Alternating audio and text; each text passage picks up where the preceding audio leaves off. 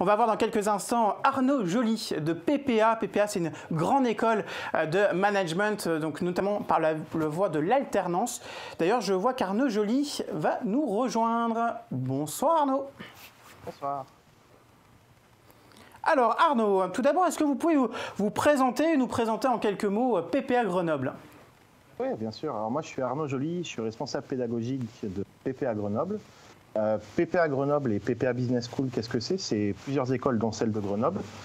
C'est un ensemble de campus qui réunit un petit peu plus de 2800 étudiants partout en France en alternance et qui fait PPA en France la première grande école de commerce et de management post-bac en alternance.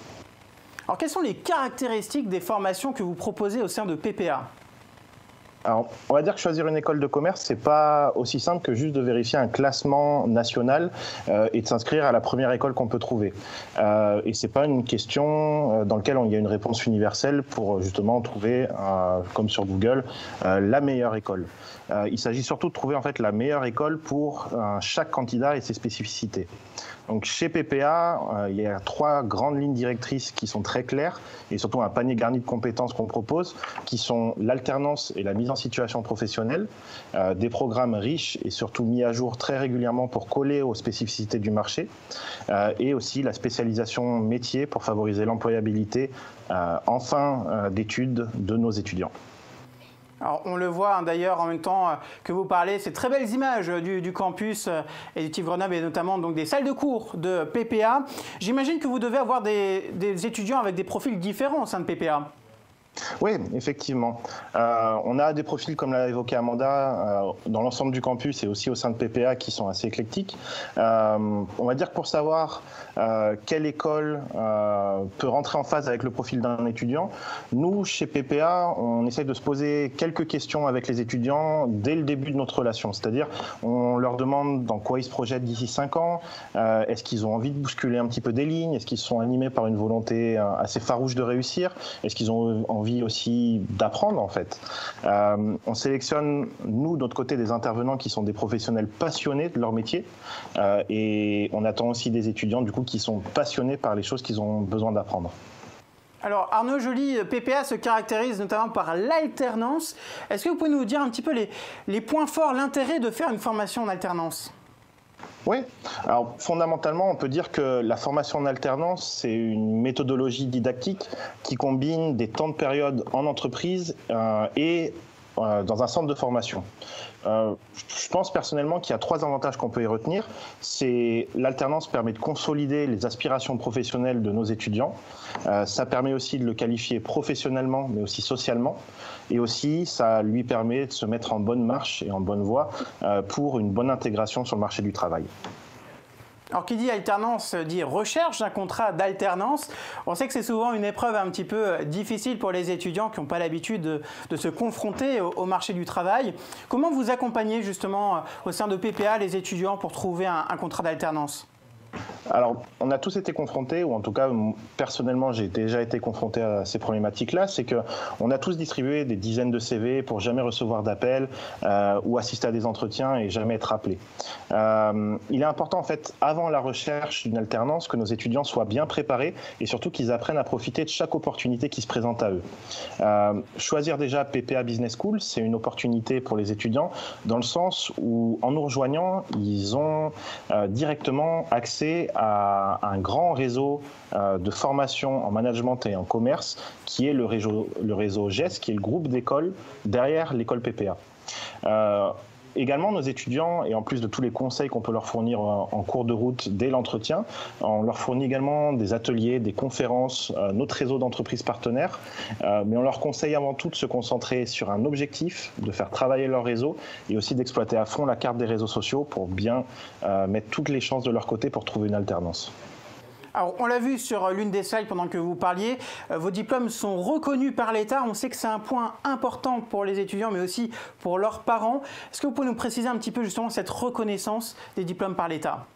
Oui, bien sûr. Alors PPA délivre 9 types reconnus par l'État, donc 4 types reconnus par l'État de niveau 6, qui sont des cycles bachelor, et 5 titres reconnus par l'État de niveau 7 sur des cycles master et MBA.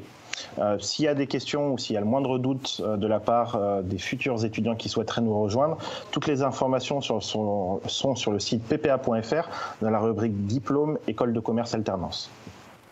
Alors, un diplôme, c'est bien, mais trouver un job, c'est mieux, j'ai envie de dire.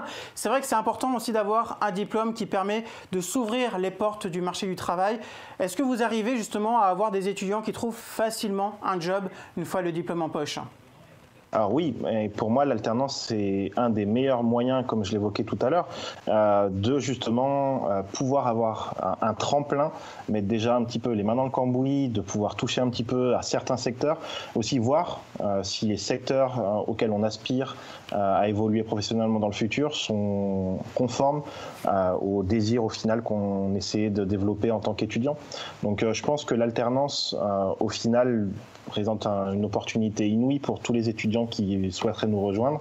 Et en termes d'employabilité, effectivement, beaucoup de nos étudiants rejoignent des entreprises soit de la région, soit partent vers de nouveaux horizons, que ce soit au national ou à l'international. Arnaud, le contexte sanitaire est très particulier, évidemment, ça a échappé à personne. Comment vous adaptez, vous, à PPA pour faire face justement à cet environnement sanitaire qui n'est pas simple ? Alors, le maître mot pour nos étudiants et aussi pour nos intervenants, c'est surtout de conserver la qualité des cours. Qui dit distance dit méthodologie et pédagogie un petit peu différentes.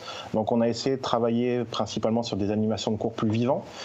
Mais une partie importante, c'est donc du coup de garder la qualité de nos supports pédagogiques, mais aussi et surtout de préserver la motivation de nos étudiants à continuer à apprendre. Et donc pour ça, on a mis en place quelques petites méthodes pédagogiques au sein de PPA qui peuvent être des quiz ou différents ateliers. Et également, on a aussi l'opportunité d'avoir quelques petits ateliers qui se présentent en présentiel également. Merci beaucoup Arnaud Joly, donc vous êtes le responsable pédagogique de PPA. On va d'ailleurs rester sur PPA avec une étudiante qu'on va accueillir pour nous parler justement de son parcours au sein de PPA. Il s'agit de Célia Cattaneo qui est avec nous. Célia, bonjour. Alors Célia, tout d'abord, est-ce que vous pouvez vous présenter en quelques mots ? Oui, j'ai 23 ans et je suis actuellement étudiante en bachelor en marketing communication au sein de PPA Grenoble. Alors comment vous avez connu PPA Grenoble ? J'ai connu PPA en faisant des recherches sur Internet et j'ai été contactée rapidement par l'encadrement pédagogique. Est-ce que vous avez déjà une idée? On sait que c'est pas forcément simple quand on est jeune de déjà savoir quel métier on va faire plus tard. Est-ce que vous avez une petite idée de ce que vous souhaitiez faire plus tard quand vous avez dit tiens, je me lance sur PPA? Alors, je savais que je voulais travailler dans la communication et le marketing. J'avais plusieurs secteurs qui m'intéressaient et des pistes différentes. Mais on va dire qu'à mon arrivée à PPA, j'ai pu être conseillée et guidée pour être mieux orientée et mieux cibler mes choix futurs pour mon avenir professionnel. Alors vous êtes dans cette filière marketing communication de PPA. Est-ce que vous pouvez nous présenter concrètement quels sont les cours, quel est un peu votre quotidien au sein de PPA? Donc dans la filière marketing com, en fait c'est une filière où il y a un large spectre de compétences qu'on va développer. Il y a des compétences notamment sur la théorie du marketing, sur le management commercial, sur la vente, savoir négocier. Mais on a aussi des compétences en communication, notamment sur comment travailler sur les réseaux sociaux, comment diffuser des informations, des cours de PAO qui permettent de créer des visuels, de savoir bien pratiquer pour ensuite faire des montages vidéo. Et on a des projets, notamment la création d'un site internet, ce qui permet du coup d'être assez polyvalent et autonome et pouvoir développer de nombreuses compétences. Et pour terminer, on a aussi tout un volet e-learning, ce qui permet aussi d'étudier de chez nous via du coup une plateforme en anglais du coup et en orthographe. Donc on fait deux projets différents, un qui est le Business English et l'autre qui est le projet Voltaire. Et ça nous permet en tant qu'étudiants du coup de vraiment pratiquer sur ces deux volets qui sont indispensables dans un milieu professionnel de nos jours. Donc effectivement, on voit que vous étudiez des univers assez différents, des matières assez différentes. Ça vous plaît justement de ne pas avoir quelque chose qui soit une routine qui s'installe avec toujours les mêmes matières, les mêmes enseignements? Oui, c'est vraiment une bonne chose. En tout cas, moi, c'est ce que je recherchais, c'était qu'il n'y ait pas de routine, qu'il y ait aussi beaucoup de pratique et pas que du théorique, qu'il y ait vraiment cette possibilité de tout de suite mettre ce qu'on avait appris au sein de l'entreprise, en fait, de pouvoir développer ses compétences au sein d'une entreprise tout de suite, immédiatement. Alors, vous êtes au sein du campus Éductive Grenoble, donc un campus où il y a de nombreuses écoles qui sont présentes. Quelle est l'ambiance d'ailleurs? Est-ce que vous parlez entre étudiants de différentes écoles? Alors avec les circonstances sanitaires actuelles, ça a été un petit peu compliqué de pouvoir communiquer ou se réunir différentes promotions, mais on a notamment des temps à l'extérieur du coup à côté des locaux où on peut échanger durant les pauses en fait qui sont des fois communes. Et on a aussi la possibilité de créer un BDE, ce qui va permettre en fait notamment la promotion PPA toute options confondues, donc marketing, management, etc., de pouvoir créer un BDE commun, ce qui va permettre en fait de créer une cohésion de groupe et de pouvoir échanger et créer des projets ensemble. Alors c'est bien un moment important, j'imagine, dans votre cursus, ça a été de trouver la première entreprise pour vous accueillir en alternance. Comment ça s'est passé? Est-ce que ça a été dur? Quel est un petit peu ce moment un peu fébrile dans la carrière d'un étudiant? Donc oui, la recherche de l'alternance, c'est pas simple. Alors avec PPA, j'ai la chance d'avoir été bien aiguillée, bien orientée, bien épaulée dans ma recherche. Donc ils m'ont permis vraiment, durant toute ma recherche qui a duré 6 mois, de savoir quelle entreprise cibler, comment me comporter en entretien pour mettre en avant mes compétences et ce que je pouvais apporter, on va dire, ma plus-value à l'entreprise. Et donc c'est vrai que la première entreprise, c'est toujours délicat quand on est jeune et qu'on se dit voilà, c'est enfin maintenant que je vais pouvoir travailler, faire une immersion en fait dans le monde du travail.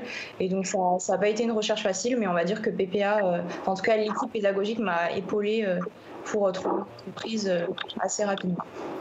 Là, vous effectuez où votre alternance actuellement? Je l'effectue au sein de la mission locale Sud-Isère. Donc la mission locale, c'est une association qui accompagne les jeunes de 16 à 25 ans vers la formation et vers l'emploi. Et donc à titre personnel, j'avais été suivie par la mission locale et ils m'ont permis en fait